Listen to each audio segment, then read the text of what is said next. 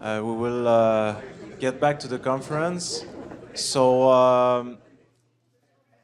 all the participants in this roundtable will speak in French. So if you need live translation, now is a good time to go seek for a set of headphones to have access to the live translation. All right? So let's start with this third roundtable, which is about treaty negotiations among neighboring nations.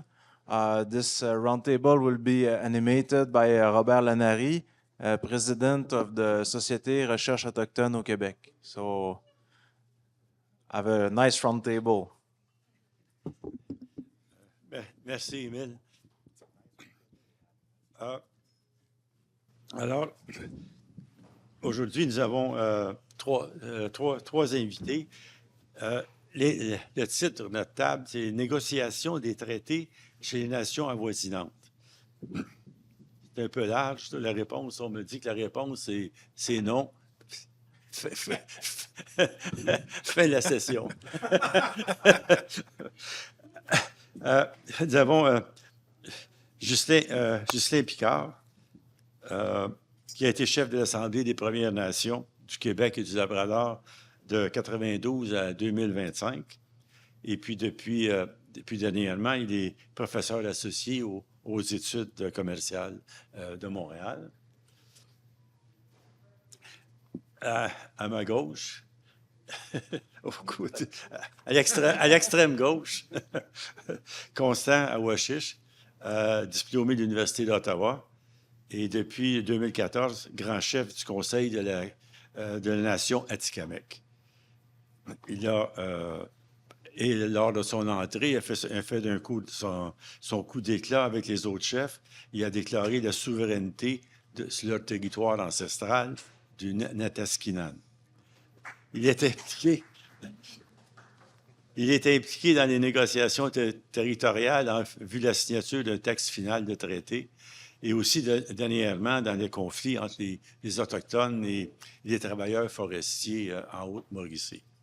Et enfin, Maurice Kistabiche, originaire de Picogan, professeur de faculté de droit et aussi des arts à l'Université d'Ottawa, et a énormément publié, je ne dirai pas toutes les publications, et un professionnel des conférences également.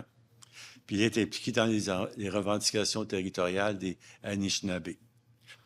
Alors, nous avions également invité les gens de Pétapan, mais heureusement, malheureusement, ils ont dit que... je m'excuse du lapsus. Malheureusement, ils ont dit qu'ils étaient en réorganisation parce qu'on sait qu'ils sont vraiment en train de négocier pour un traité, mais étant qu'ils sont en réorganisation, ils ont décliné l'invitation. Alors, le but de la table, c'est de présenter peut-être un bref historique des négociations chez les autres nations autochtones, c'est-à-dire les autres qui ne sont pas conventionnées par la Convention de la baie James, et voir comment la Convention peut-être a influencé leurs négociations ou les situations actuelles. Évidemment, il y a deux types de négociations. Brièvement, il y a les revendications globales qui traitent des droits ancestraux et les revendications particulières qui découlent de la loi des Indiens. On pourrait parler d'entente. Il y a eu poursuivre le traité de la baie James, comme en 2006. Il y a eu l'accord sur les revendications territoriales des Inuits du Nunavik. Il y a eu en 2012 l'accord sur les revendications territoriales concernant la région marine Eiyou pour les Cris. Et avec le gouvernement du Québec, les Cris et les Inuits, en tout cas, ont eu beaucoup de négociations au cours des années, comme la paix des Braves, par exemple, l'entente Sanarutik en 2002 pour les Inuits,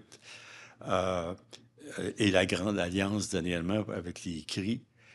Mais on voudrait savoir maintenant, Ça, c'était pour les conventionnés, mais en dehors des conventionnés, qu'est-ce qu'on peut dire au sujet des revendications territoriales et des revendications particulières? Ghislain, on va aller avec Ghislain pour commencer, suivi de Constant et... Ouais.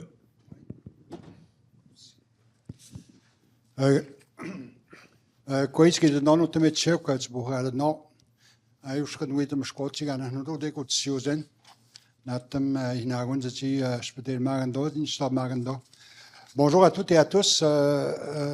D'abord, je voudrais souligner le fait qu'on est sur un territoire non cédé, connu de façon assez populaire comme étant Jujage, et qui est reconnu comme étant un territoire, un carrefour de plusieurs nations. L'année prochaine, on célébrera d'ailleurs un des premiers traités sur le continent qui a été signé ici en 1701, la Grande Fête de Montréal, qui a réuni près d'une quarantaine de nations de tout le nord-est du continent là, à cette époque-là, et ça va faire 325 ans l'année prochaine. Mais en même temps, je parle du territoire puis de la reconnaissance qu'on doit porter au territoire parce que c'est devenu presque courant maintenant. C'est sujet aussi à certains débats, surtout au Québec. Il y a plusieurs personnes qui ressentent un peu un malaise de respecter ou de pratiquer ces protocoles-là. Mais ça, c'est sans doute pour un autre débat. Je veux juste indiquer que ça me fait extrêmement plaisir de partager ce moment avec Constant et Maurice. Maurice qui représente la nation Anishinaabe, Constant la nation Atikamekw, moi en principe la nation Innu aujourd'hui, qui sont trois nations qui ont, malgré elles, fait partie de la Convention de la baie James de 1975. Et je ne sais pas si c'est un heureux ou curieux hasard, j'arrive d'une conférence de Mme Claudine Bouchard, qui est la nouvelle PDG d'Hydro-Québec devant la Chambre de commerce de Montréal métropolitain, qui a parlé beaucoup de transition énergétique, mais qui a également inséré dans son discours la relation étroite qui existe de plus en plus entre Hydro-Québec comme société d'État et les nations autochtones. Et je pense que c'est de bon augure pour la suite parce que c'est vraiment, je pense, une première pour la société d'État de sortir un peu de sa zone de confort et vraiment interpeller non seulement les nations autochtones, mais aussi ce que les nations autochtones représentent, les enjeux qui nous intéressent. D'ailleurs, en décembre 2024, Hydro-Québec s'est doté d'une stratégie en matière de réconciliation économique qui met en évidence un certain nombre de conditions qui devraient prévaloir dans l'engagement entre Hydro-Québec et les nations. Et ce que j'ajouterais, c'est que le préambule de cette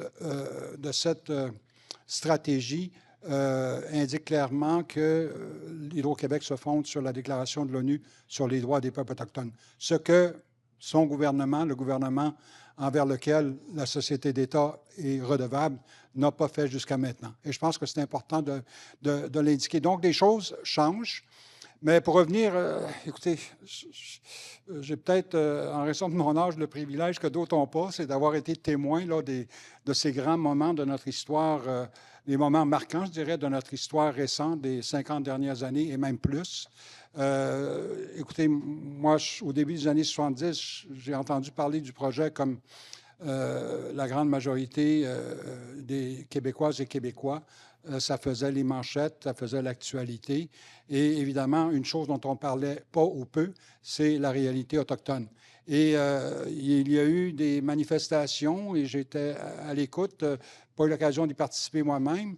Et par la suite, ça a été, je dirais, presque un marathon d'actions et de gestes qui ont été posés là, pour relever encore davantage finalement des enjeux qui avaient été contournés, trop facilement contournés par le gouvernement libéral de l'époque, qui a été rapidement rappelé à l'ordre par une injonction accordée par la Cour et qui a été rapidement renversée par la Cour d'appel du Québec. Et je pense que ça n'a pas empêché, disons que le premier ministre de l'époque a été rappelé à l'ordre de façon assez claire. Et ça a donné lieu finalement à une série d'étapes, une après l'autre, qui nous ont mené à une négociation. Je veux dire, je ne connais pas d'autres négociations qui se sont conclues aussi rapidement que celle au niveau de la baie James, surtout entre fin 73 et évidemment 75 au moment de la signature. Et donc, à la question, c'est une partie de la réponse. Si la baie James ou les ententes de la baie James constituent le précédent dont tout le monde parle, autant au Québec qu'ailleurs, comment se fait-il qu'en 2025, il n'y ait pas autant d'ententes similaires avec d'autres nations? À une époque où les nations Atikamekw et Innu, montagnais à l'époque, étaient, comme on nous connaissait, étaient réunies sous un même parapluie. Et elles ont déposé ensemble une revendication en 1979. Et donc, aujourd'hui, on se retrouve avec aucun signataire autant du côté Atikamekw, et Constant va pouvoir en parler, que du côté Innu. Donc, les troupes se sont morcelées et c'est un peu ce que cause finalement ce que j'appellerais le statu quo politique ou espèce de repli des gouvernements qui se sont succédés à vouloir régler des ententes qu'on souhaitait durables avec les nations qui fondent un peu leur existence sur un titre autochtone. Donc, c'est une réponse qui n'est sans doute pas très, très positive à la lumière de ce qu'on a vanté au niveau des accords de la baie James en 1975. Et ce qu'il faut aussi mentionner, c'est qu'il y a eu également un accord complémentaire en 1978 avec la nation Naskapi. Et ce que les ententes prévoyaient à l'époque, c'est que les nations qui étaient impactées par l'accord de la baie James, il y a une disposition dans les accords qui prévoyait qu'il était possible pour ces nations-là de s'asseoir à une table, de négocier presque essentiellement une compensation parce qu'il y a l'autre disposition de l'entente qui prévoit l'extinction des droits. Donc, c'est un peu pour ça qu'à travers ces années-là, il y a eu beaucoup de débats au sein des différentes nations par rapport à la signification de la signature, l'extinction des droits. Et au même moment, là, il y a plein de choses qui ont convergé en même temps. La Cour suprême qui s'est prononcée dans l'affaire Calder en 1973, une affaire évidemment qui remonte à une revendication qui est encore plus ancienne que ça, à la fin des années, à la fin du 19e siècle. Et il y a eu également la politique de revendication territoriale globale en 1973 également. Donc, il y a plein de choses qui ont convergé, qui auraient dû donner lieu finalement à des moyens, des dispositions qui permettent aux nations autochtones d'avoir le rapport de force nécessaire pour négocier de plein droit. Mais je vais terminer avec justement la disposition connue sous le nom de 2.14 à l'intérieur de la Convention qui permettait aux nations, les trois qui sont représentés en avant, de pouvoir négocier des accords. La nation Innu a été interpellée et finalement, on lui accordait, et ce n'est pas l'ensemble des communautés, des 9 communautés, mais au moins une communauté à qui on avait dit, bon, vous avez la même capacité que la nation Naskapi de pouvoir signer un accord qui vous convienne. Et la position à ce moment-là était assez catégorique, assez claire que non, on ne peut pas parce que nous, je veux dire, la clause d'extinction, ce n'est pas quelque chose que nous pouvons accepter. Donc, ça a été sujet à débat depuis 1975 jusqu'à aujourd'hui.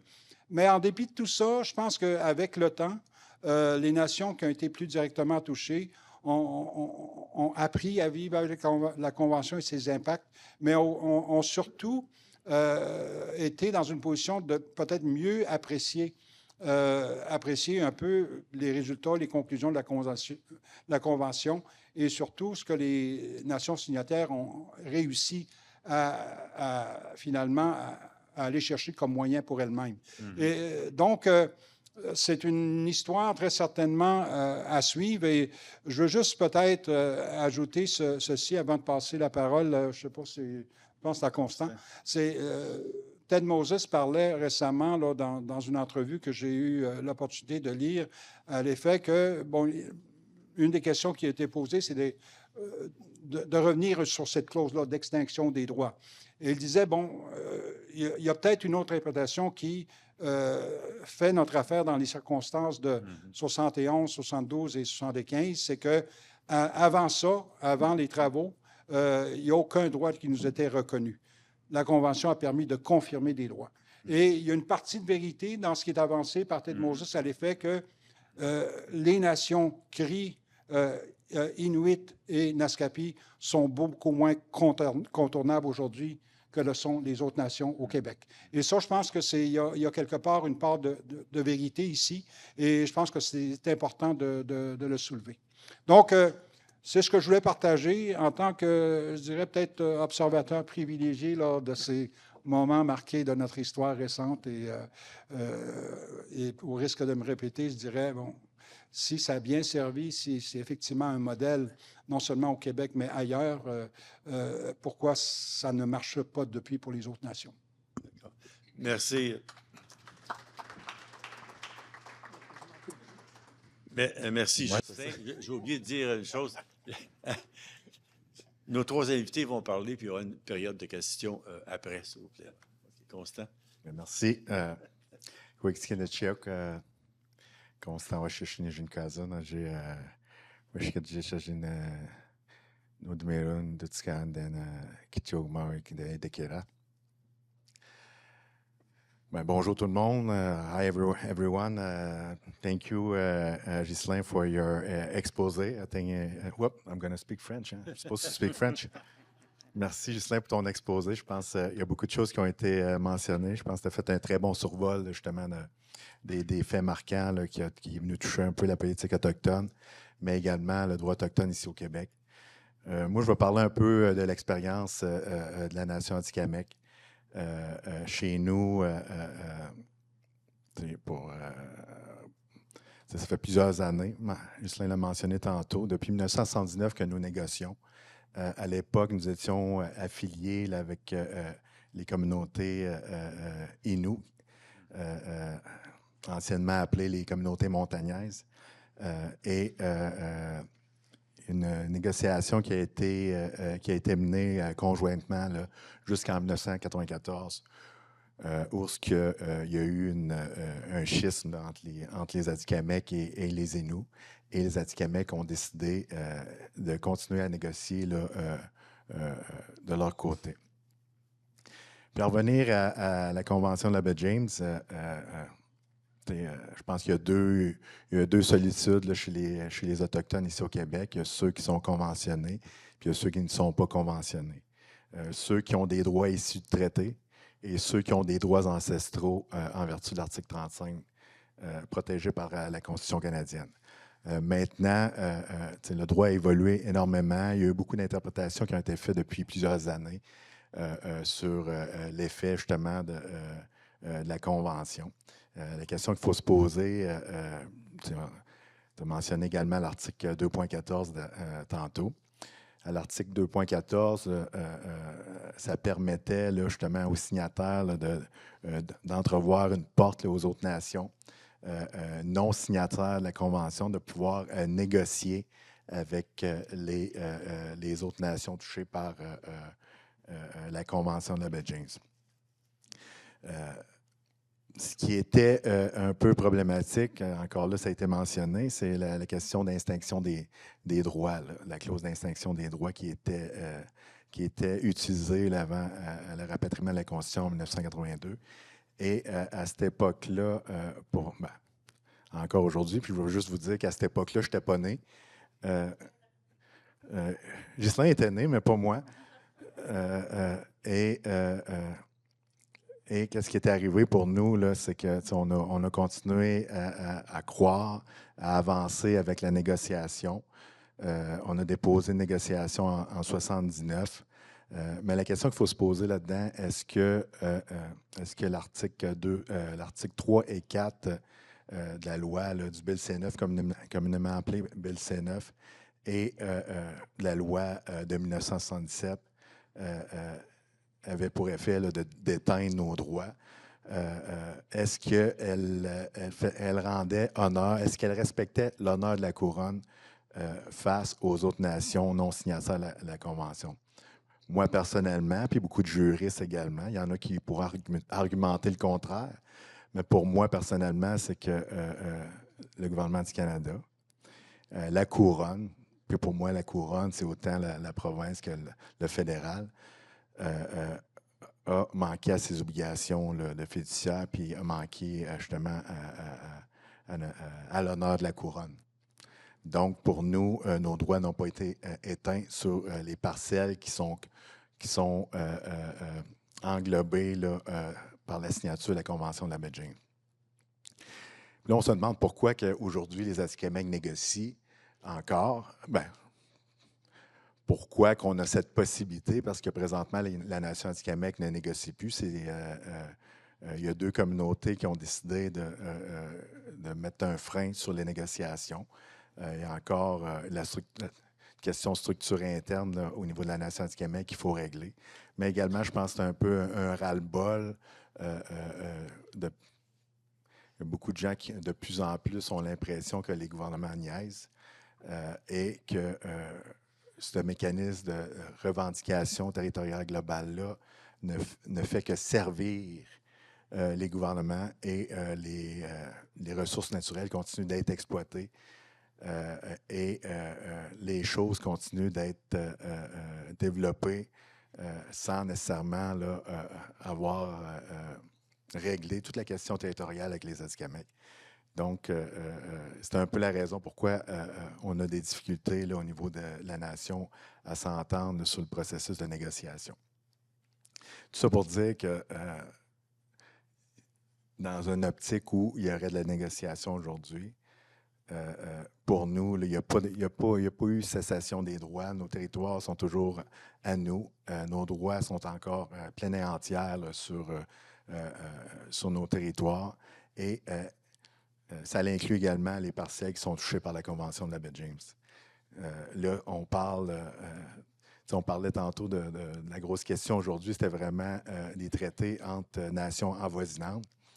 Maintenant, ça serait une question de pourparler entre les Atikamekw et les Cris, entre les Atikamekw et Anishinaabe, entre Atikamekw et nous, de voir comment nous pourrions nous entendre pour la mécanique d'application entre Anishinaabe et Atikamekw et nous sur la portée des droits ancestraux et de nos titres ancestraux ancestrales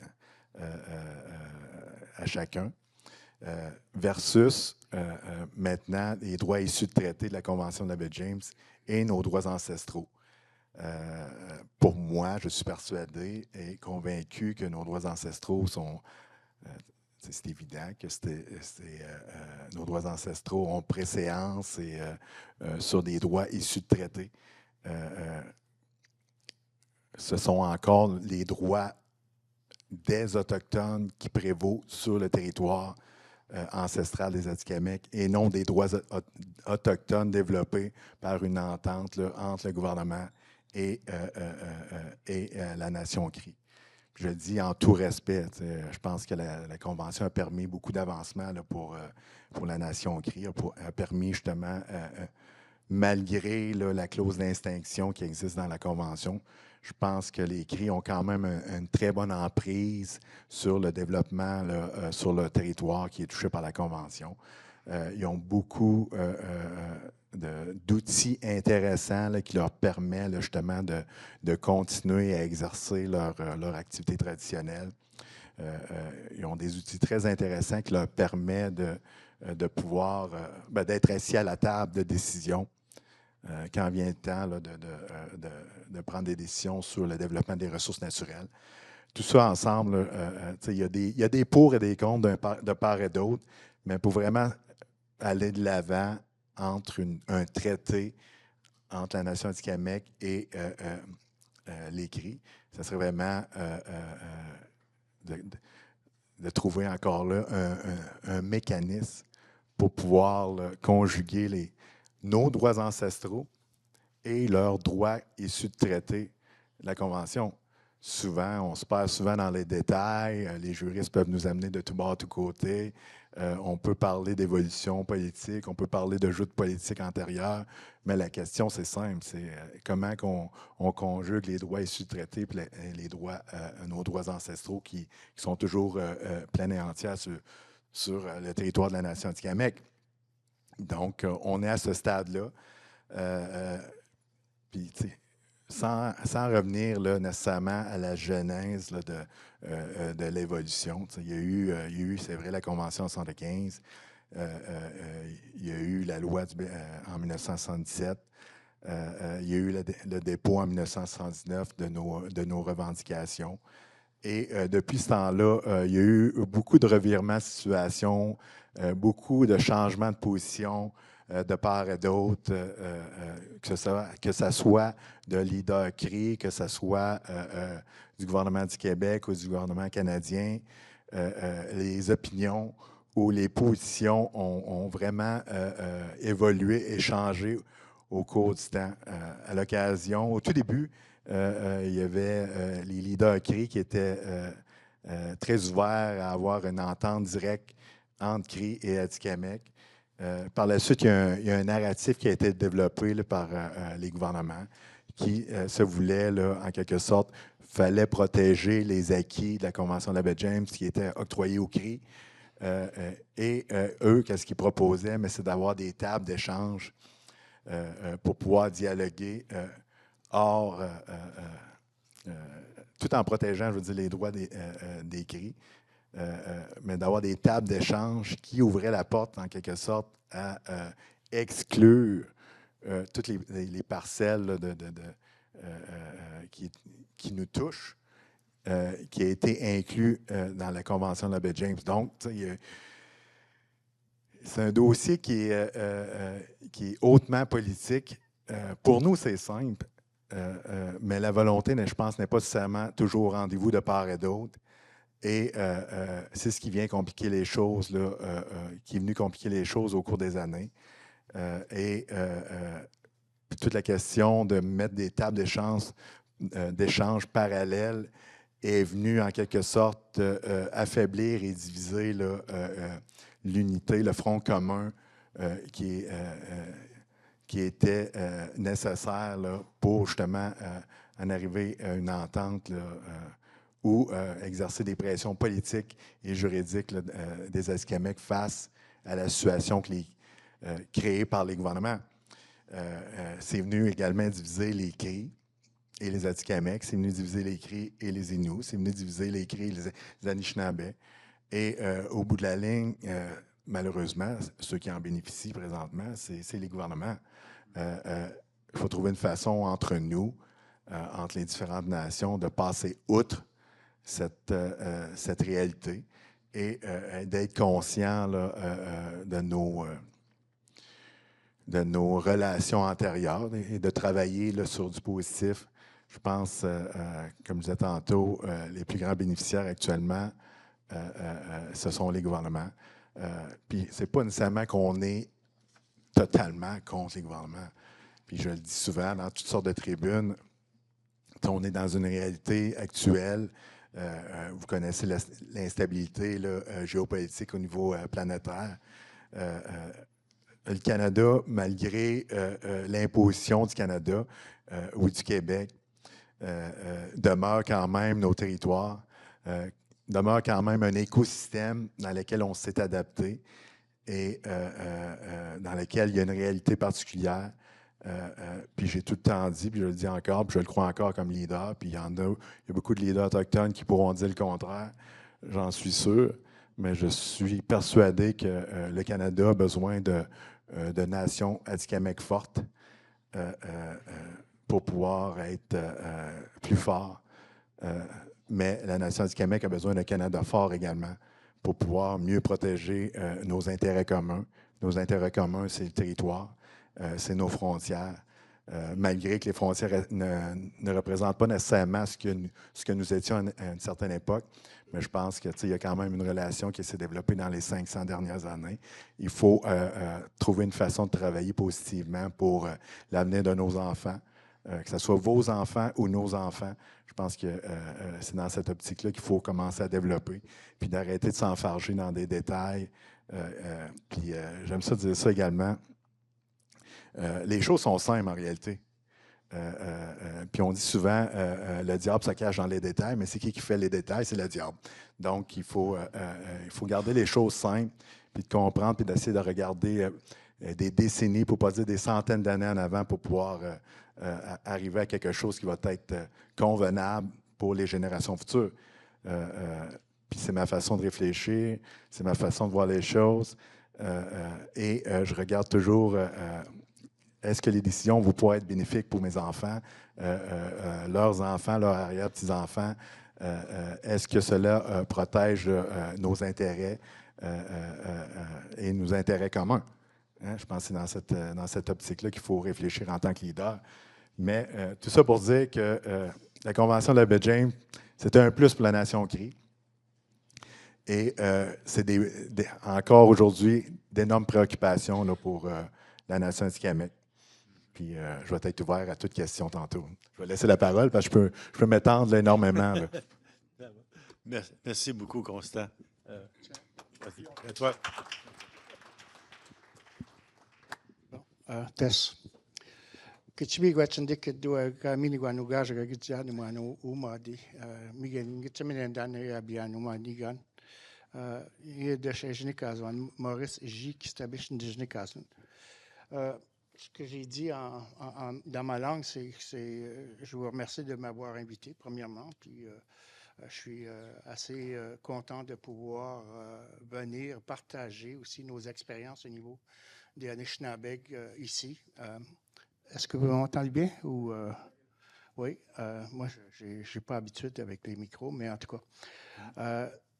Ils ont tellement dit beaucoup de choses que, puis de prendre ça, comment est-ce qu'on dirait, à la balle, prendre la balle au bon, c'est un peu compliqué parce que on a quand même deux leaders qui sont très actifs, puis qui ont amené beaucoup d'expérience sur le terrain comme tel.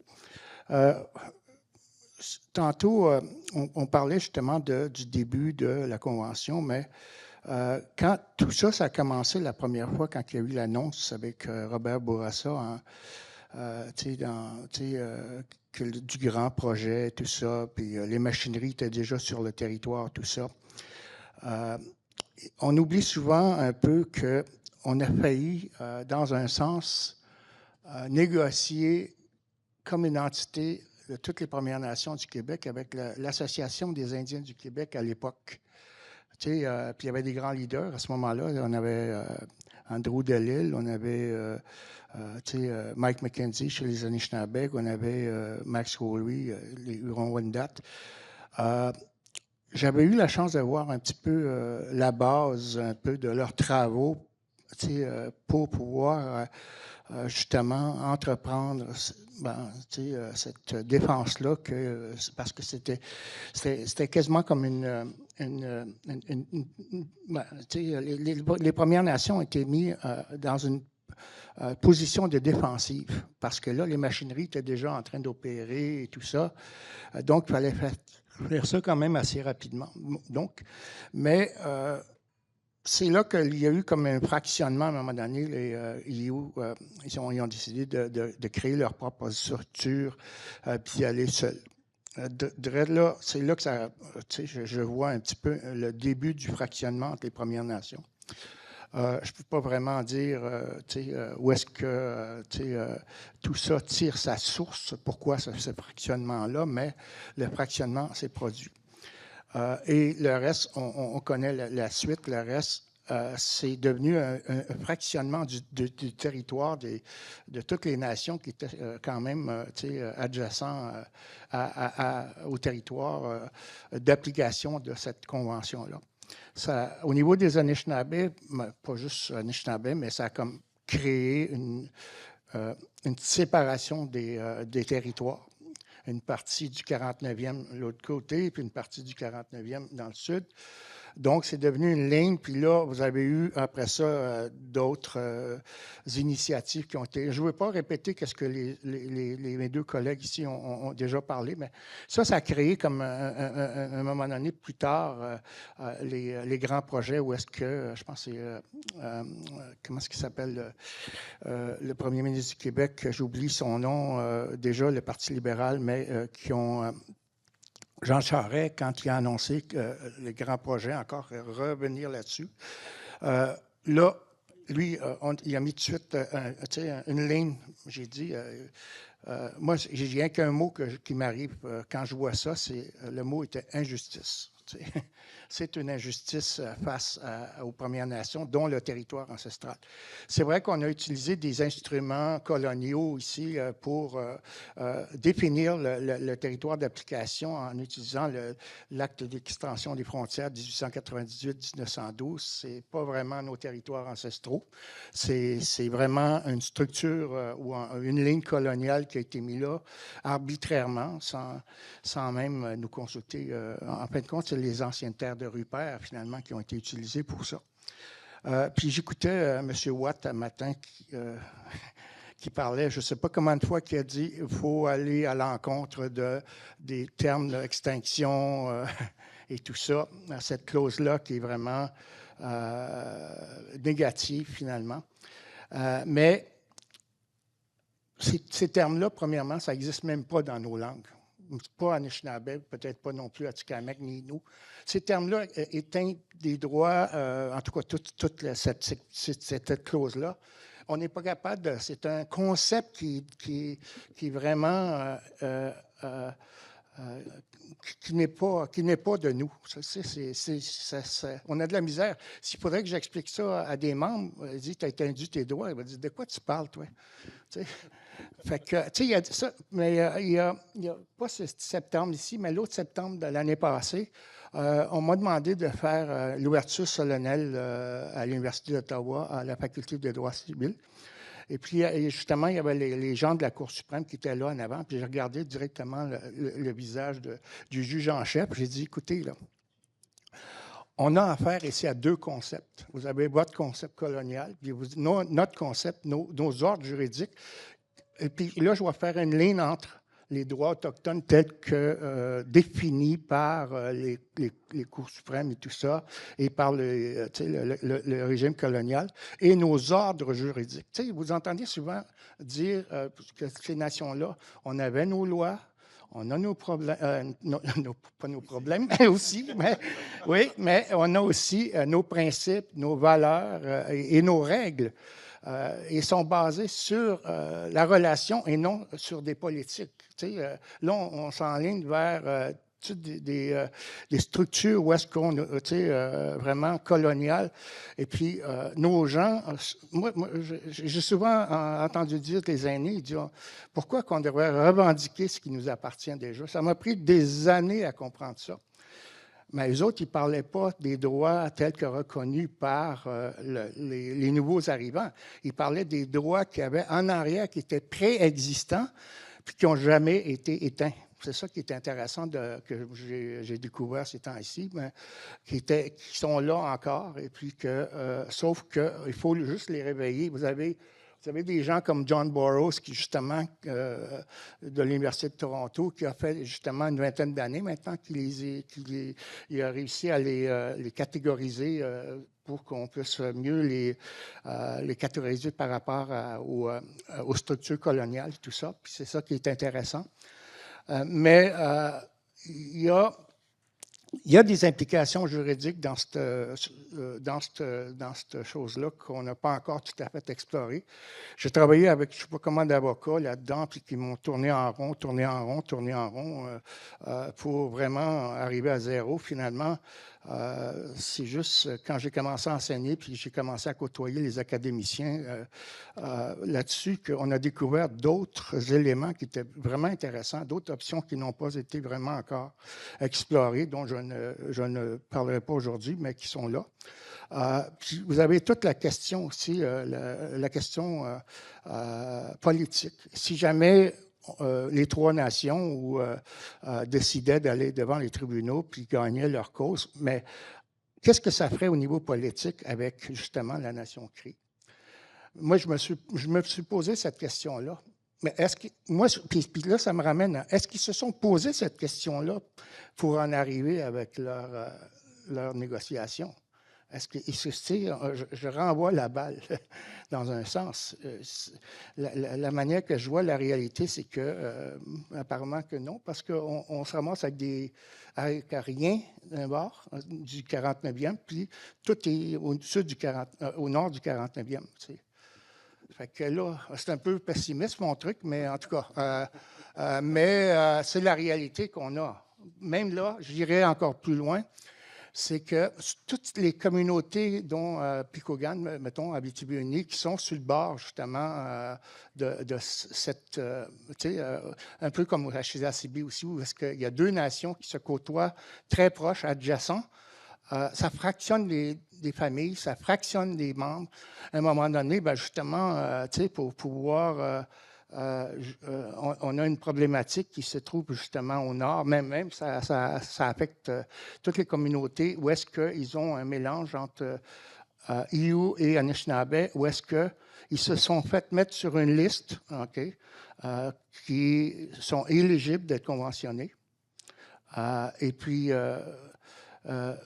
ils ont créé un organisme à but non lucratif qui est devenu reconnu par l'ensemble des CRI comme étant possiblement la 10e entité CRI, la 10e structure ou la 10e communauté CRI.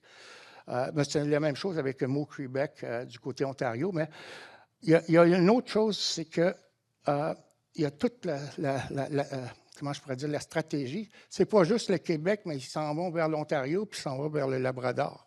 Fait que là, il y a toute une stratégie là, qui se prépare, mais qui est là, avec les cas de cours de Cum 1, Cum 2, et ainsi de suite. Puis il y en a un autre, je pense en 86, si je ne me trompe pas, là, qui est revenu encore là-dessus. Tu sais, il y a 3 cas devant les tribunaux. Même là, en Ontario, on est devant les tribunaux par rapport à ça. Au Québec aussi, il faut se protéger contre cette invasion-là. Mais c'est comme une invasion dans un sens. Mais voyez-vous, je vois un petit peu différemment les trucs parce que j'ai travaillé plus au niveau technique que mes deux compatriotes ici qui ont travaillé plus au niveau politique. Leur langage est plus nuancé, tandis que moi, je suis un peu plus cru. Fait que... Mais c'est pour ça que je criais à l'injustice. C'était le seul mot qui me venait à l'esprit quand j'ai vu, 50e anniversaire, oui. Mais on célèbre quoi? Nous, on n'a rien à célébrer, finalement. C'est plutôt une opportunité d'affirmation, justement, qu'on nous donne, justement, aujourd'hui pour dénoncer, justement, cette situation-là. Qui, d'après moi, est injuste. Voilà, c'est le mot c'est le seul mot qui me vient à l'esprit. Merci. Merci. Juste un commentaire avant de passer à la salle. C'est ma priorité. Si je comprends bien, le titre de la table, c'était... quelles sont les retombées, si on veut, de la Convention de la baie James sur les négociations des traités chez les nations avoisinantes? Alors, comme on a dit tantôt, avant de commencer la table, que la réponse, c'est non. Puis, pour les traités, il n'y a pas vraiment eu de retombées, vraiment, parce qu'il n'y a pas d'autres traités qui ont été signés. Mais je pense qu'il n'y en a même pas en négociation, si je comprends bien. Si je comprends les trois, vous voyez plus un côté, si on veut, que la Convention de la baie James vous a un peu enlevé les choses au lieu de vous en donner au point de vue territoire. Vous aviez des droits sur certaines... dans le territoire qui forme toute la Convention de la baie James, vous aviez des droits sur certaines parties de ce territoire-là. Et puis vos droits ont été éteints. C'est ça que, si je comprends bien, non? C'est pas ça que vous voulez dire exactement? Non? Nos droits n'ont pas été éteints sur ces parcelles de territoire-là. Il y a je pense, en faisant la lecture de la Convention de Baie-James, puis la clause d'extinction, et en lisant l'article 3.4 de la loi de 1977, qui est le BLC-9, où ça mentionnait que ça allait atteindre les droits des autres nations. Mais je pense qu'il y a eu une évolution là, du droit là, à ce niveau-là, où c'est impossible qu'un non-signataire ait pu perdre ses droits sur ces parcelles de territoire-là. Donc, pour moi, puis les membres de la Nation du Québec, nos droits existent encore pleinement sur ces territoires-là. Qu'est-ce que ça nous a apporté? Oui, on a gagné quelque chose, des conflits. C'est ce qu'on a gagné en réalité. Puis, tu sais, un petit cash meter pour les consultants, les avocats. Puis, comme Maurice disait, ça tourne en rond, la souris tourne dans sa cage, mais il n'y a pas vraiment de solution. La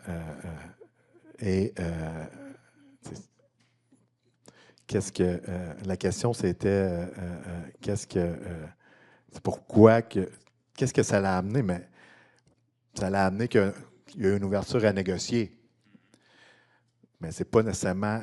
Oui, ça l'a précipité ça, la Convention de la Baie-James, mais c'est l'évolution du droit également, la décision Calder en 1969 et également le jugement Mallouf en 1969 également, qui venait reconnaître là, des droits sur le territoire, des droits territoriaux aux Autochtones. Tout ça a fait en sorte que ça a fait paniquer le gouvernement du Québec, qui avait des idées de grandeur pour la création de création des barrages là, sur le territoire de la Baie-James. Et à cette époque-là, c'était important pour ceux qui dirigeaient le Québec d'aller de l'avant avec ces projets-là.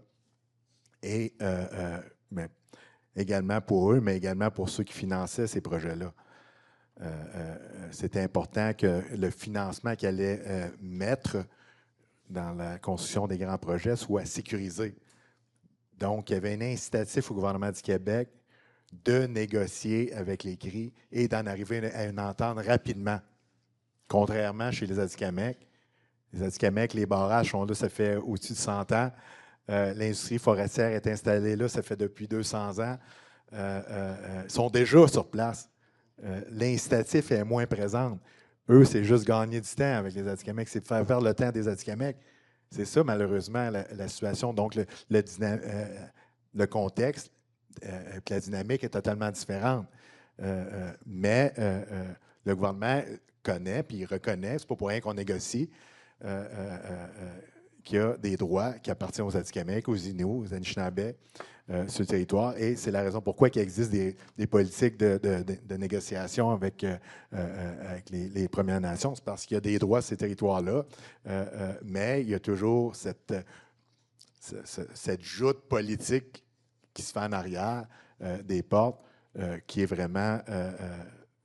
l'intérêt est moins présent à s'asseoir de bonne foi avec les Premières Nations, puis d'arriver à une entente qui va régler la question territoriale une fois pour toutes, qui va donner un rôle important aux Premières Nations.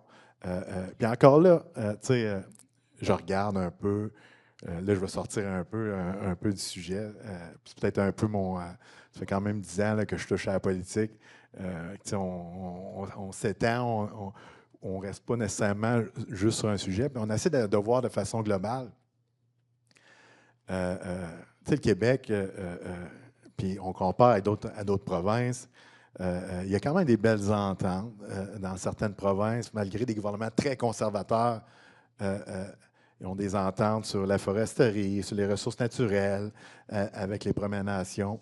C'est vrai qu'il y a une réalité qui est différente. Il y a des traités, là, parmi les premiers traités avec la couronne, mais n'en demeure pas moins qu'il y a quand même des gouvernements qui sont très conservateurs ailleurs, qui sont capables d'avoir une certaine ouverture et un esprit plus business pour faire avancer les choses, faire développer l'économie, faire participer les Premières Nations au développement des ressources naturelles. Ici, au Québec, on a l'impression que c'est un blocage total. On a tellement peur des Premières Nations que tout ce qui se fait en arrière des portes à l'Assemblée nationale, c'est toujours dans le but de faire de la négation des droits, de toujours minimiser l'impact des Premières Nations, minimiser la participation des Premières Nations. C'est ce qui se passe ici au Québec.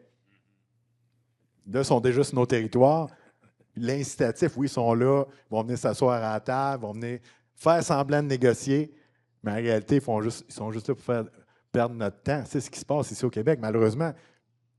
Puis il faut que la tendance change ici au Québec. Il faut que les gens soient conscients de ça. Puis il faut qu'ils arrêtent d'avoir peur. Parce que les Québécois et les Autochtones ici au Québec, on a beaucoup plus d'intérêts en commun que le gouvernement nous présente. Je vous parle en français. Je parle très bien québécois. Hein? Je suis capable de parler ma langue. Je suis capable de parler atikamekw, anglais également. On a quand même une histoire qui s'est développée. On a quand même des intérêts communs. Puis arrêtez de nous mettre ces lignes de côté. On veut faire partie de la solution. On veut que les gens puissent comprendre qu'on est important. Puis encore là, tantôt, je disais Strong Canada, Strong First Nation, Strong Canada. Mais c'est la même chose sur le Québec. Strong First Nation, Strong Québec, Strong Québec, Strong First Nation. C'est de même que les politiciens du Québec devraient voir les Premières Nations, mais malheureusement, ne sont pas rendus à ce niveau-là. Ils ont tellement peur des Premières Nations qu'on a de la misère à avancer. Puis il n'y a personne qui gagne actuellement. Puis là, présentement, il y a une crise identitaire au Québec, mais il ne faut pas se poser la question très loin. C'est parce qu'ils n'ont pas de vision à long terme, les dirigeants du Québec. C'est ça la problématique ici. Hein? Excusez, je m'emporte un peu, là. Mais... Qu'est-ce qu'il ferait pour changer ça? Tu sais, parce que le projet de la baie James, il y a eu le projet de la baie James, Hydro-Québec, où le gouvernement du Québec avait besoin de la ressource. Fait que là, il s'est vu comme même obligé de négocier. Mais on ne peut pas attendre d'avoir un autre projet de la baie James pour négocier un traité avec vous autres. À chaque fois. Mais c'est ce que je disais tantôt. L'incitatif n'est pas là. À cette époque-là, il y avait un incitatif parce que les gars à Wall Street, ils disaient on va vous aider, Québec, à construire vos grands barrages, on va financer vos barrages, mais nous autres, on ne mettra pas de l'argent qui va être en danger. On ne fera pas du financement sans avoir une sécurité de notre investissement. C'est ce qui s'est passé en 1975. Au Québec, il y avait un incitatif de régler avec les CRI à cette époque-là. Mais chez nous, ils sont là, ça fait 150, 200 ans sur nos territoires. Donc, ils sont déjà installés. Ils ont l'impression qu'ils n'ont pas besoin de régler rien avec les Atikamekw, juste faire perdre le temps. C'est ça c'est ce qui règle, c'est de gagner du temps. C'est la seule chose qu'ils sont prêts à régler. Ma question, c'est quel serait être un autre incitatif qu'un grand projet? Bien, c'est un projet de société, c'est de travailler ensemble pour l'avenir commun, nos intérêts communs. Hein? Tantôt, nous autres, on est ces lignes de côté. Là, hein? Ça fait des années, des décennies, pour ne pas dire des 100 ans, 200 ans qu'on regarde la société évoluer. On est à côté, nous autres. Là. Dans 50 ans, on va être là encore à côté. On dirait bien. Hein? Puis là, on ne reconnaîtra même plus les Québécois, on ne reconnaîtra même plus les Canadiens, mais on va être encore là, nous autres, ces lignes de côté. C'est là nos intérêts communs. Parce que les Québécois se tirent dans le pied en agissant comme ça avec les Premières Nations, malheureusement. Ça répond à la question? Ça répond à la question. Parce que l'incitatif, présentement, c'est au Labrador, c'est plus au Québec. Le prochain projet, Hydro-Québec, ça va au Labrador. Il y a quand même des projets miniers qui, de plus en plus, se rapprochent des centres urbains, étant donné le coût du transport et tout ça. Mais avec les projets miniers... Mais les projets miniers, encore là, c'est un autre exemple. Les projets miniers, c'est pas parce que le gouvernement les oblige à s'entendre avec les Premières Nations, c'est parce que les investisseurs, ils veulent sécuriser leur investissement. Le gouvernement est toujours complice à essayer de contourner ou faire la négation de nos droits. Il octroie des licences par-ci, des licences par-là.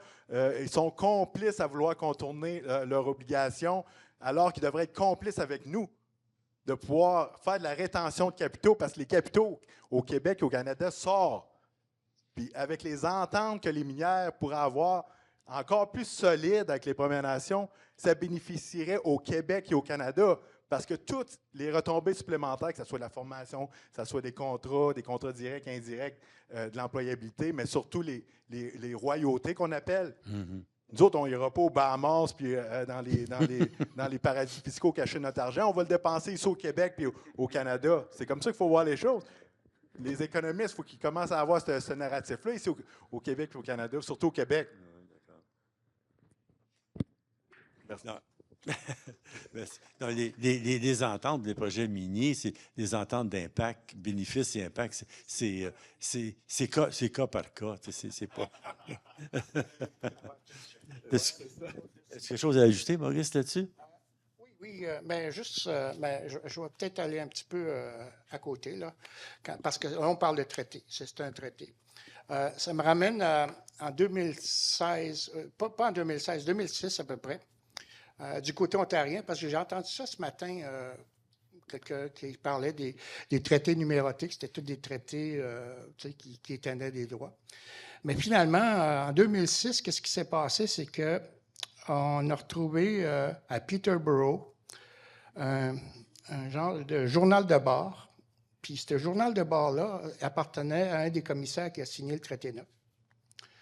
Puis dans son journal de bord, puis ça s'est promené, ça, ce journal-là, ça a fait le tour, ça n'a pas été long. Il disait, c'est pas vraiment qu'est-ce qu'ils ont compris, les Autochtones, qu'est-ce qu'il y a sur le papier, finalement. C'est pas du tout la même chose. Il dit, oui, il était prêt pour partager le territoire. Mais là, avec tous les langages, tu sais, d'extinction des droits et tout ça, ça a apparu sur le papier. Mais encore là, c'était tous des documents qui étaient écrits d'avance par des juristes à Ottawa. Il n'y avait pas de négociation. La seule négociation qu'il y a, où est-ce que tu vas mettre ta réserve? Puis l'autre affaire, c'est on n'avait pas le droit d'avoir les services d'un avocat pas avant 1951. Donc, le temps de faire tous ces traités-là, maintenant, on change la loi sur les Indiens, on permet maintenant, vous pouvez maintenant, avoir un avocat et tout ça. Mais, c'est ça le régime colonial, finalement. C'est un régime colonial. La manière que j'ai compris, c'est que normalement, en 82, quand il y a eu le rapatriement de la Constitution, normalement, ça aurait dû être la décolonisation qui aurait commencé là, mais au lieu de cela, je pense que le Canada et toutes les provinces ont manqué le bateau parce que normalement, ils ont dû commencer à travailler avec nous, à justement nous donner une place égale.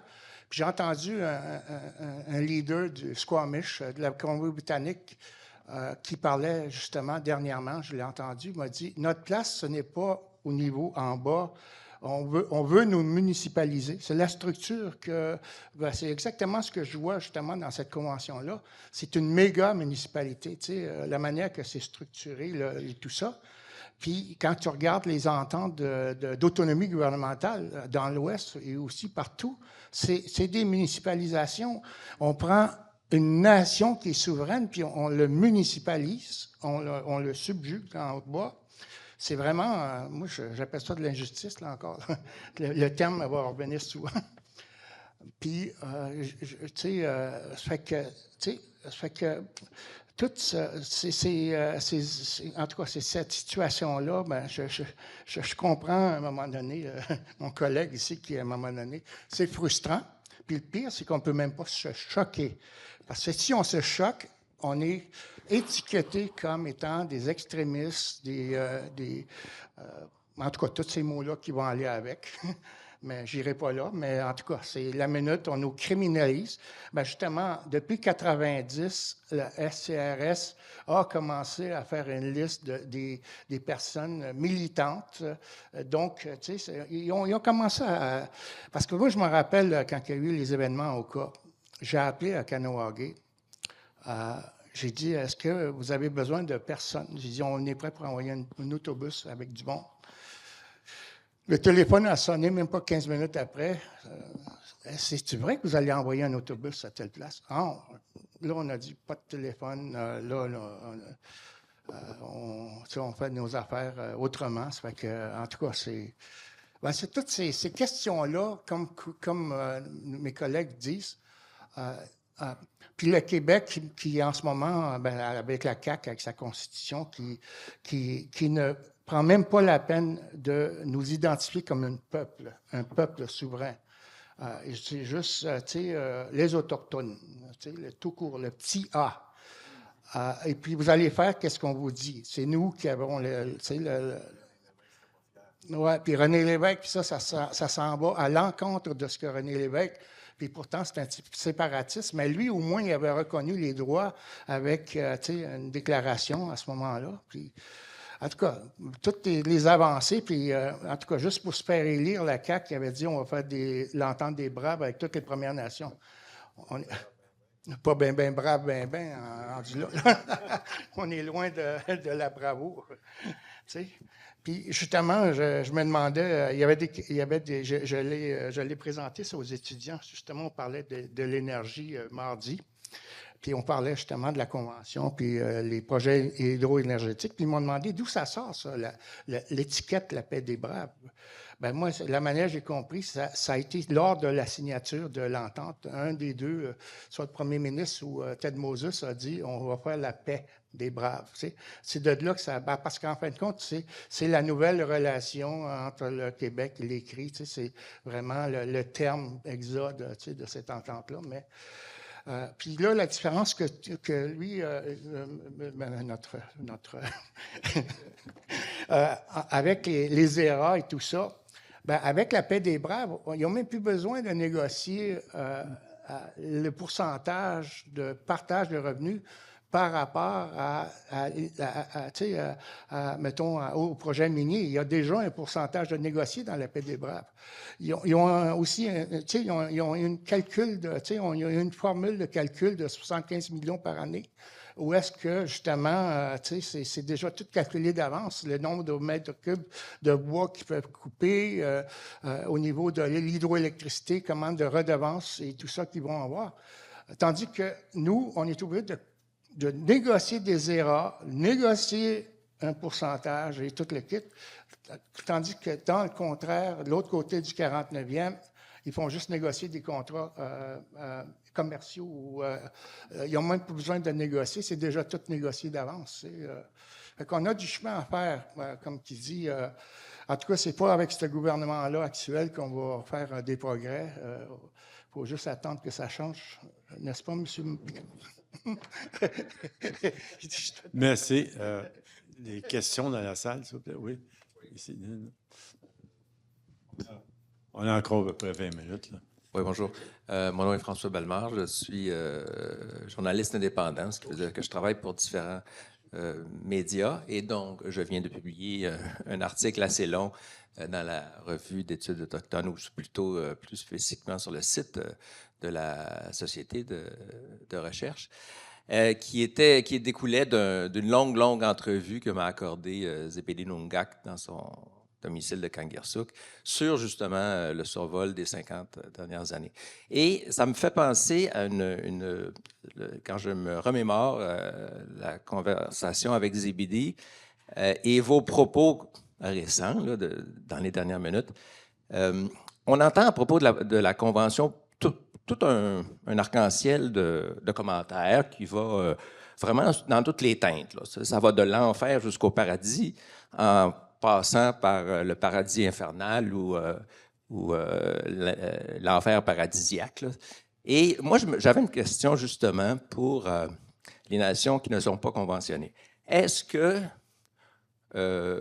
vous pensez du commentaire qu'on entend déjà des fois, que de dire que la Convention de la baie James et la Convention du Nord-Est, ensuite, malgré le fait qu'elle soit basée sur l'extinction des droits, au moins définissait plusieurs choses, comme plusieurs aspects, comme monsieur vient de dire, là, les redevances préétablies, la constitution des instances de santé, de commission scolaire, de municipalité locale. Est-ce que vous avez une position nuancée ou vous avez une position très radicale? Puis je commencerai peut-être par M.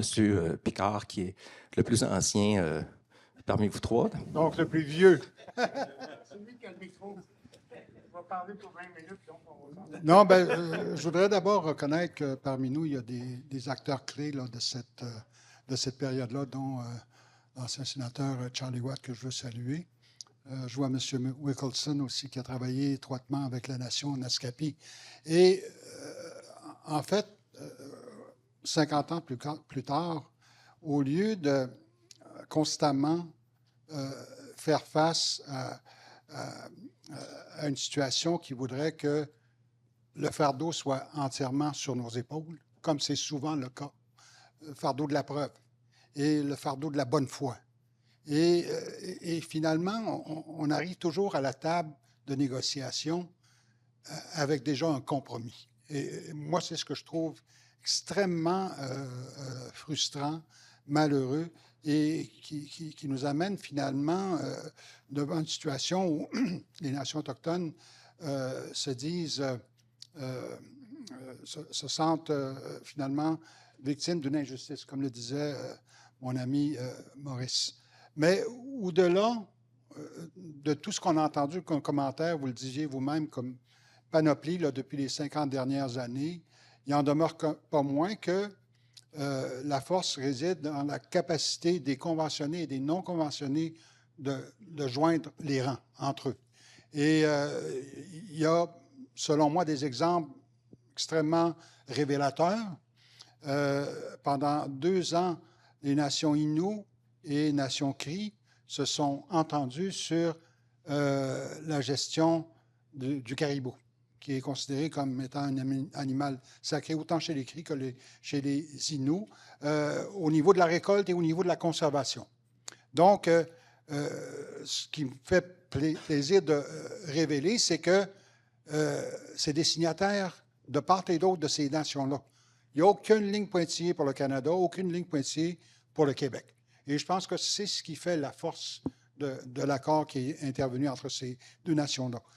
Je vous ramène en 2017, à ce moment-là, il y avait une solidarité encore plus large qui impliquait Naskapi, Innu, qui impliquait les Cris, qui impliquait aussi la nation Inuit, autant du côté du Québec que du côté du Labrador. C'est vrai aussi pour la nation Innu, autant du côté du Québec que du Labrador, avec une table ronde qui prévoyait un plan de conservation de la ressource représentée par le caribou sur un siècle.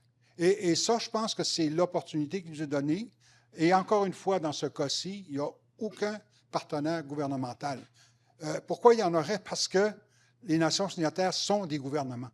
Et je pense que c'est là que réside, selon moi, l'opportunité qui se présente à nous de faire en sorte que le fardeau se retrouve de l'autre côté de la table au lieu de constamment y faire face de notre côté.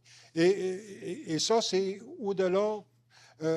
Dans ces cas-ci, les nations ont convenu de mettre de côté ce qui pouvait peut-être représenter des différends, peut-être que même le mot est trop fort, mais de mettre de côté ce qui pouvait peut-être créer des opinions divergentes. Et on dit, bon, est-ce qu'il n'est pas temps, est-ce qu'il n'y aurait pas lieu à ce moment-ci de mettre, je veux dire, nos capacités respectives un peu dans le même, sur la même table et vraiment se doter de positions qui répondent à nos enjeux, nos préoccupations, au lieu de constamment être limitées par les gouvernements. Et à mon avis, c'est essentiellement là où le problème réside. Et je me fonde sur le rapatriement constitutionnel de 82, sur les conférences constitutionnelles qui ont fait partie d'une promesse entre 83 et 87, qui ont carrément frappé un mur, à l'effet que, finalement, les gros enjeux, là, c'est le pouvoir, le deuxième, c'est le territoire. C'est exactement là que ça bloque. Si la question était posée à l'endroit du premier ministre actuel au Québec, il ne voudrait même pas répondre, mais pour moi, je pourrais lui fournir la réponse. La position, l'idéologie du gouvernement caquiste, c'est qu'il y a deux gouvernements, le fédéral et le provincial. Il n'y a pas de place entre les deux pour un autre gouvernement. Je pense que c'est aussi clair que ça. Merci, Justin. C'est à peu près la même position qu'il avait dit durant les négociations pour la baie James. Le gouvernement avait dit il y a 3 sortes de gouvernements au Canada, fédéral, provincial, municipal, puis c'est tout.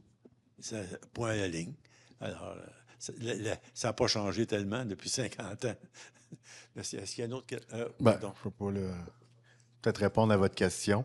Vous posiez la question s'il y avait des bénéfices là, pour les conventionnés. Là, du fait qu'il y a toute une Oui, oui.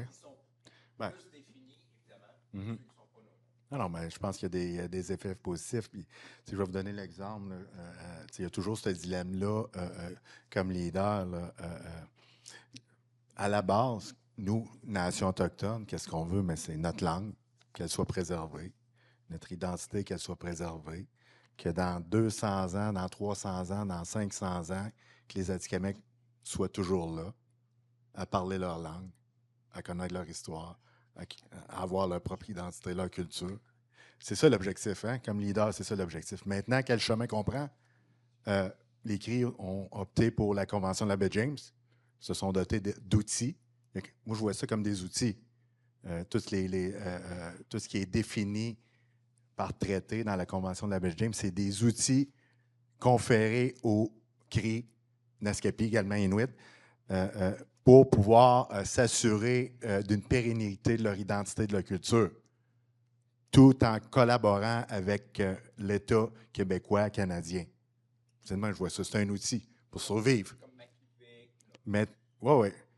Maintenant, toujours, pour ne pas perdre dans l'objectif, qu'est-ce qu'on veut? On veut survivre. On veut que notre langue survive, notre identité survive, notre culture survive. Maintenant, moi, dans la position où je ne suis pas conventionné. On a les mêmes objectifs, culture, langue, identité. Qu'est-ce qu'on fait? Soit par la négociation, beaucoup de nos membres y croient, hein? Ou soit par le développement économique, beaucoup de nos membres y croient de plus en plus. Mais au bout de la ligne, que ce soit conventionné ou non conventionné, que ce soit à travers le développement économique ou que ce soit à travers un traité négocié qui va nous octroyer des outils puis une clarification des rôles de part et d'autre, il ne faut pas, à ce moment-là, quand ça va arriver, cette journée-là, même aujourd'hui pour les CRI, il ne faut pas s'asseoir sur nos lauriers. On va dire ça en québécois, là. On ne peut pas s'asseoir sur notre derrière.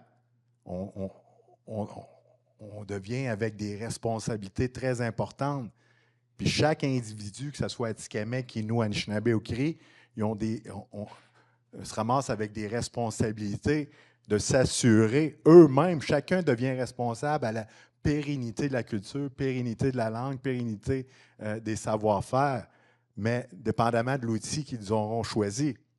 Hein, c'est toujours dans cette optique-là. Donc, la Convention de la baie James, répondre à votre question, elle permet, à certains égards, pas juste les CRI, le Naskapi, Inuit également, d'utiliser un mécanisme, des outils, un coffre à outils, puis de bien manipuler ces outils-là, puis d'inspirer leur jeunesse, d'inspirer leur population pour que cette population-là puisse toujours avoir dans l'optique la survie de l'identité, la survie de la langue, de la culture.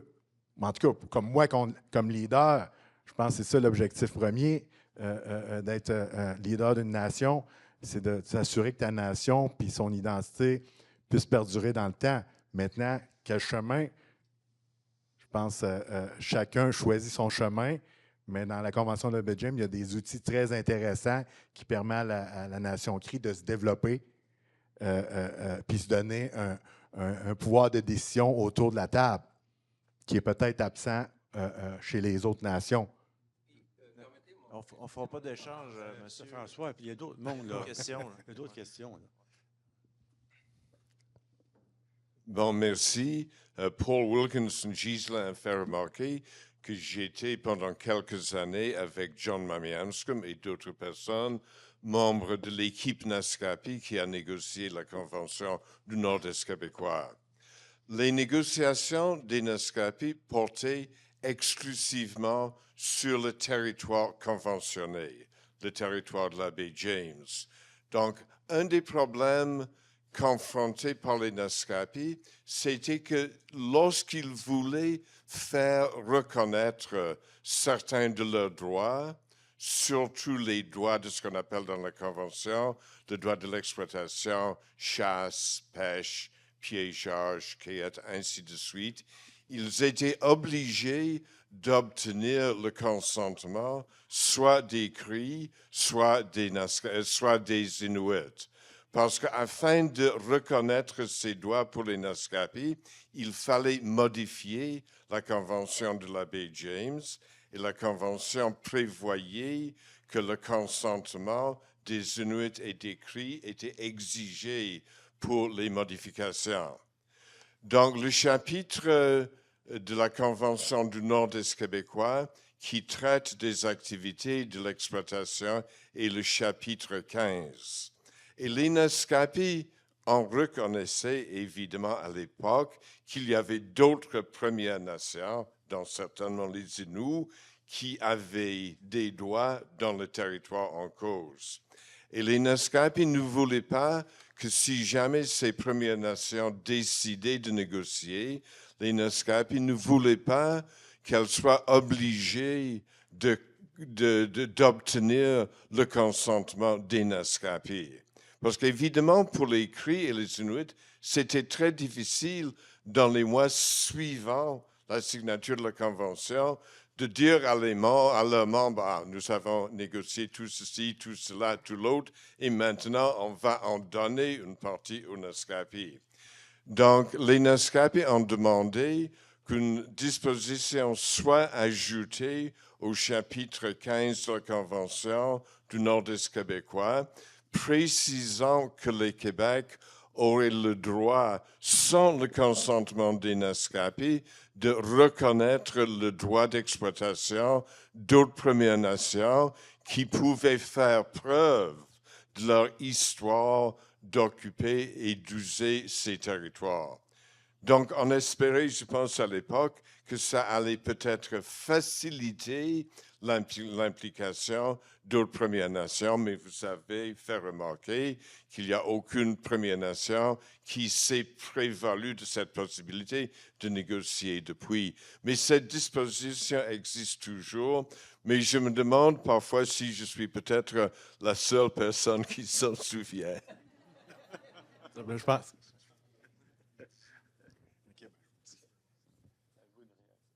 Oui, non, merci beaucoup, Paul, de ce complément d'information. Évidemment, on est dans les détails, mais ce qu'il faut savoir, c'est que, en principe, le gouvernement du Québec est tenu de revalider cette volonté-là une fois à tous les 10 ans. C'est ce que je comprends ici, mais la position du côté Innu a été constante là, depuis ce moment-là, parce que la nation Innu, mais principalement Matimekouche, avait aussi cette capacité d'agir en fonction de la décision qui a été prise de la nation Naskapi également. T'as peu, excuse, il y avait ici avant. Ouais. Non, il y avait quelqu'un avant. Merci. Mon nom est Marie-Claude Prémont. Je suis professeure de droit à l'École nationale d'administration publique. J'aimerais poser une question aux 3 panélistes, après les avoir remerciés infiniment pour leur réflexion. Je me demande si vous vous demandiez tout à l'heure quel est le grand projet maintenant, parce qu'il est évident pour moi que la Convention de la baie James a été négociée et signée dans l'urgence d'un projet important. Et je pense que nous sommes aujourd'hui à l'orée d'urgence de projets importants. Je pense, par exemple, au projet fédéral de militarisation du Nord, par exemple, mais aussi et surtout ici au Québec, le projet d'Hydro-Québec de doubler la capacité de production. Doubler la capacité de production. C'est-à-dire tout ce que Hydro-Québec a fait en 50 ans, là, il faut faire pour les prochaines 10 ans. Et ça va se passer dans les territoires qui sont touchés par vos nations. Donc, l'histoire ne se répète jamais de la même façon. Selon moi, on est à l'orée d'un nouveau tsunami de développement sur des terres revendiquées. Est-ce que vos nations préparent une stratégie par rapport à ça? Merci. Non, effectivement, ça va être assez bref comme réponse, mais effectivement, sans doute que le plus gros projet à l'heure actuelle, c'est justement la transition énergétique qui est non seulement jusqu'en 35, mais jusqu'en 50, avec des développements projetés par Hydro-Québec de plusieurs milliards de dollars. Et encore là, et je pense qu'on le voit un peu dans la publicité qu'Hydro-Québec affiche à l'effet que, en quelque sorte, sans vouloir le dire, ben, les Premières Nations sont aussi sur le territoire, sont en quelque sorte incontournables. Mais c'est dans, finalement, les conclusions qu'on verra jusqu'où cette volonté-là est sincère. Et à mon avis, et je référais plutôt à la stratégie, parce que depuis Sophie Brochu, on est conscient ici que les façons de faire d'Hydro-Québec ont quand même assez radicalement changé au niveau de...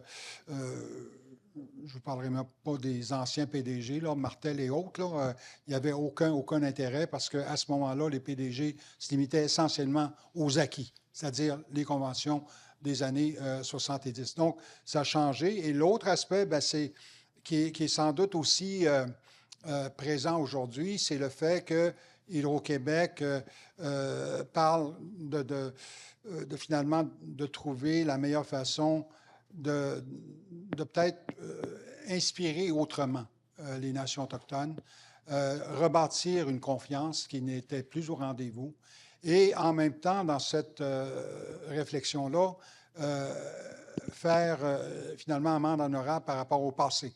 Et ça, c'est important pour les communautés. Dans le contexte de Churchill Falls, l'entente Québec-Terre-Neuve de décembre dernier, dans le contexte aussi des travaux qui ont déjà eu cours sur certains territoires, et je parle de ma communauté, Pessamit, où il y a pas moins de 13 barrages et réservoirs sur le territoire traditionnel qui a été utilisé et occupé par les Inuits de ma communauté. Donc, essentiellement, ce que ça voudrait dire, c'est que Hydro-Québec est prêt à envisager des tables de discussion, ou à tout le moins une table de discussion, pour regarder ce passé-là et trouver une façon de le réparer. Et je pense que c'est de bon augure pour la suite.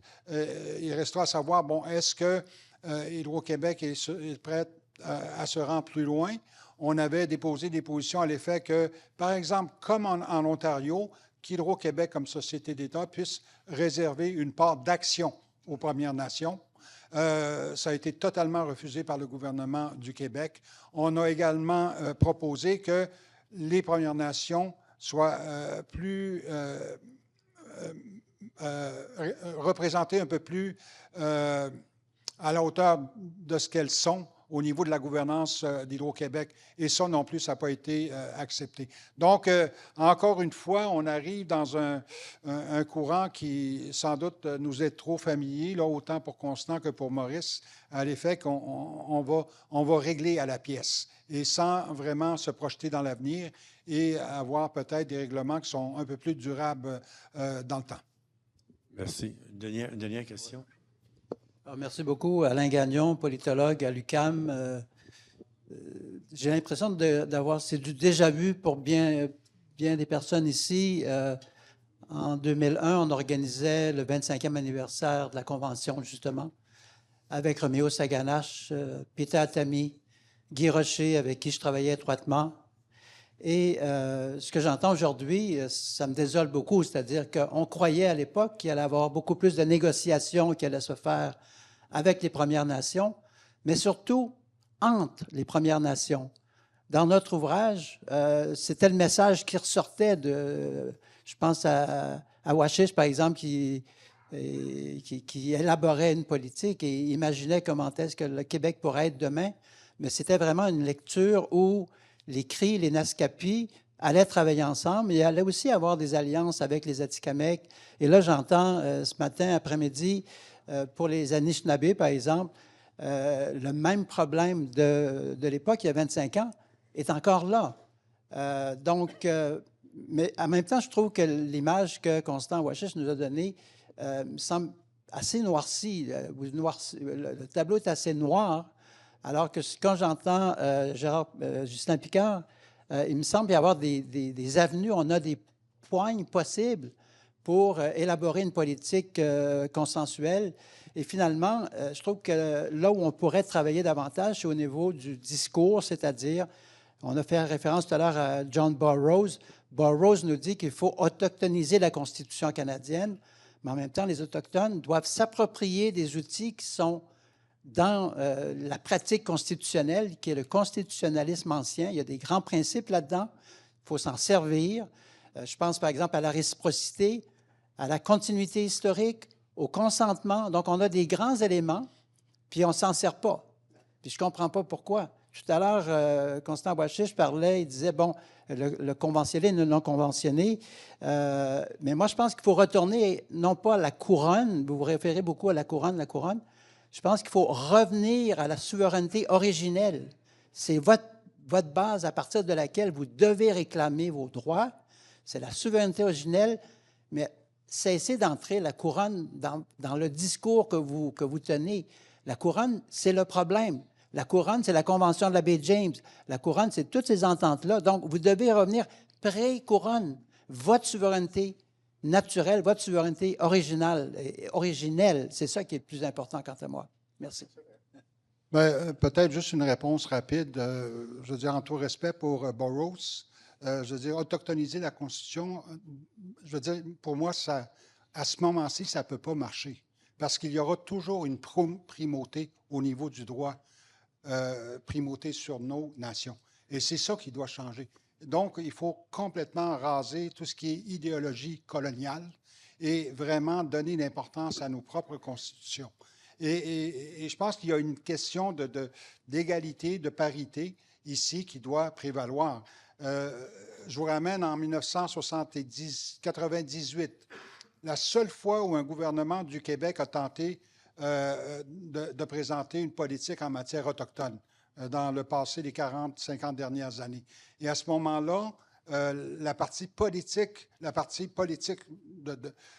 ce qui avait été tenté avait été totalement rejetée parce que, essentiellement, les conditions qui prévalaient, c'était l'effectivité des lois du Québec, l'effectivité de l'Assemblée nationale. C'est pour ces raisons-là que les peuples autochtones ont carrément, littéralement rejeté cette politique-là. Et je pense que si on arrive à une situation, un contexte qui permet cette égalité-là, je pense qu'il y a une meilleure ouverture. Et c'est pour ça que je disais tantôt, encore une fois, au risque de me répéter, il y a un couloir qui est très étroit, qui prévoit 2 ou peut-être même 3 ordres de gouvernement. Il n'y a pas de place pour un autre ordre de gouvernement.